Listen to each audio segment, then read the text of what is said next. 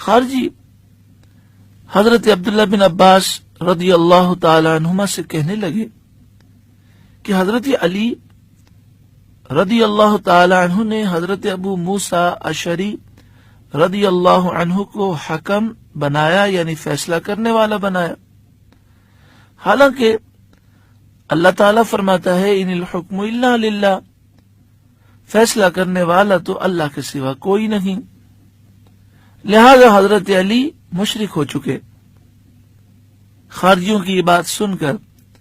حضرت عبداللہ بن عباس رضی اللہ تعالی عنہما نے فرمایا جب شوہر اور بیوی کا جھگڑا ہو جائے تو شوہر اور بیوی کے جھگڑے کو ختم کرنے کے لیے سورہ نساء آیت نمبر 35 میں اللہ تعالی ارشاد فرماتا ہے وَإِنْ خِفْتُمْ شِقَاقَ بَيْنِهِمَا فَبَعَثُوا حَكَمًا مِّنْ أَهْلِهِ وَحَكَمًا مِّنْ أَهْلِهَا، شوہر اور بیوی کے تنازع کو حل کرنے کے لیے ایک حکم فیصلہ کرنے والا بیوی کی طرف سے مقرر کیا جائے اور دوسرا حکم فیصلہ کرنے والا شوہر کی طرف سے مقرر کیا جائے۔ آپ نے فرمایا ذرا غور کرو، حضرت علی رضی اللہ تعالیٰ عنہ نے ایک حکم فیصلہ کرنے والا مقرر کیا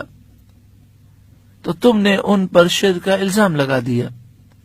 جبکہ اس آیت سے ثابت ہو رہا ہے اللہ تعالیٰ دو حکم بنانے کا حکم دے رہا ہے، یعنی اللہ تعالیٰ فرما رہا ہے کہ دو فیصلہ کرنے والے مقرر ہوں،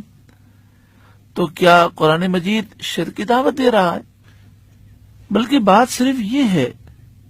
کہ حقیقی حکم تو صرف اللہ تعالیٰ ہے، لیکن اللہ تعالیٰ نے ہی حکم مقرر فرمائے ہیں، حاکم فیصلہ کرنے والے بنائے ہیں۔ حضرت عبداللہ بن عباس رضی اللہ عنہما کی تبلیغ سے متاثر ہو کر 2000 خارجی توبہ کر کے ایمان والوں میں واپس آ گئے، جبکہ ان کی اکثریت اپنی ضد پر قائم رہی۔ اللہ تعالی ارشاد فرماتا ہے سورہ ہود آیت نمبر 88 وما توفیقی الا باللہ، توفیق تو صرف اللہ تعالی کی طرف سے ہے، جسے اللہ تعالی توفیق دے وہی ہدایت پا سکتا ہے۔ حقیقت یہ ہے کہ شرک اس وقت لازم آتا جب حضرت علی رضی اللہ عنہ حضرت ابو موسیٰ اشعری کو ویسا ہی حکم مان لیتے جیسا اللہ کو مانتے ہیں۔ حضرت علی رضی اللہ عنہ تو موحدین کے سردار ہیں، خارجی کتنے نادان اور بے وقوف ہیں کہ جن کے در سے کائنات توحید کا درس لیتی ہے، خارجی انہیں توحید سے خارج قرار دے رہے ہیں۔ استغفر اللہ۔ بلا شک و شبہ یہ ایک بدیہی بات ہے جو ہر ایک فہم و شعور رکھنے والا سمجھتا ہے کہ یقیناً یہ کلمہ حق اور سچ ہے، ان الحکم الا للہ، حاکم حقیقی تو صرف اللہ ہی ہے۔ لیکن یہ درست نہیں کہ سچ بات کو پیش کر کے غلط مفہوم عام کیا جائے۔ اسی لیے جب حضرت علی رضی اللہ تعالیٰ عنہ کے سامنے یہ کہا گیا کہ خارجی کہتے ہیں ان الحکم الا للہ، آپ نے فرمایا کلمۃ حق ارید بها الباطل، یعنی بات اور کلمہ تو حق ہے، لیکن جو اس کی مراد یہ بیان کر رکھے ہیں یہ مراد صحیح نہیں ہے۔ اسی طرح آیت مبارکہ ایاک نعبد و ایاک نستعین، یہ تو حق ہے، لیکن جو لوگ اپنی رائے سے اس کی غلط تفسیر کر کے یہ بیان کرنا چاہتے ہیں کہ اللہ والوں سے اگر مدد طلب کی جائے اور عقیدہ یہ ہو کہ اللہ والا نہ تو الہ ہے، نہ معبود ہے، نہ خدا ہے، نہ اللہ کا بیٹا ہے،